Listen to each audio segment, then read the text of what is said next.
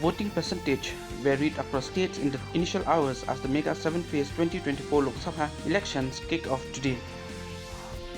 Police in Pakistan's southern city of Karachi shoot down a suicide bomber and a militant on Friday as they attacked a vehicle carrying 5 Japanese nationals, all of them whom survived, a police spokesperson said.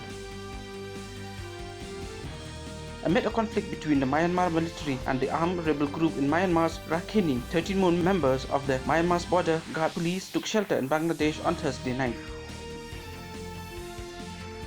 The Election Commission of India held a virtual meeting on Thursday with more than 250 observers appointed for the upcoming Phase 2 polling scheduled on 26 April.